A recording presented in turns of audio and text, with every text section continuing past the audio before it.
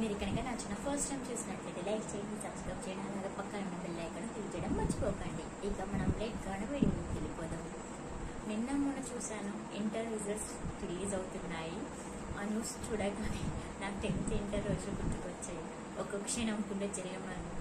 ఇప్పుడు రిజల్ట్స్ ఎలా వస్తున్నాయో తెలియదు, కానీ అప్పట్లో అయితే ఎగ్జామ్స్ అయిపోయాక మంచిగా 1 month ఎంజాయ్ చేస్తున్న టైంలో మనకు రిజల్ట్స్ వస్తాయి అనేక చెమటలు పట్టేసేవన్నమాట. ఇంకా రిజల్ట్స్ రోజు అయితే మార్నింగ్ లేచి టెంపుల్కి వెళ్ళి అడ్వెంచర్ హాల్ టికెట్ తీసుకొని ఇంటర్నెట్ సెంటర్కి వెళ్ళేవాళ్ళం. అప్పట్లో రిజల్ట్స్ చూసుకోవాలంటే ఇంటర్నెట్ సెంటర్సే దిక్కు, లేకపోతే న్యూస్ పేపర్సే దిక్కు.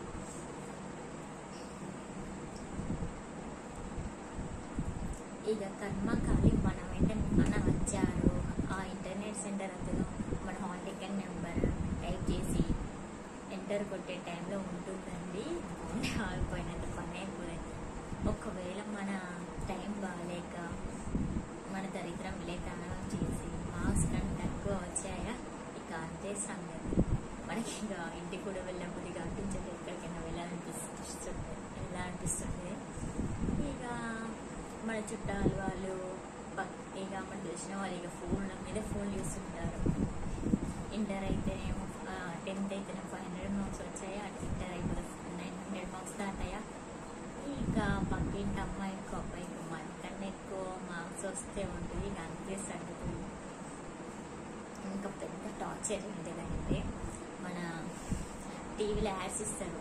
నారాయణ శ్రీ చైతన్య 1, 1, 2, 2, 3 అనుకుంటూ స్టూడెంట్స్ బుక్స్ వేసి మార్క్స్ వేస్తారు.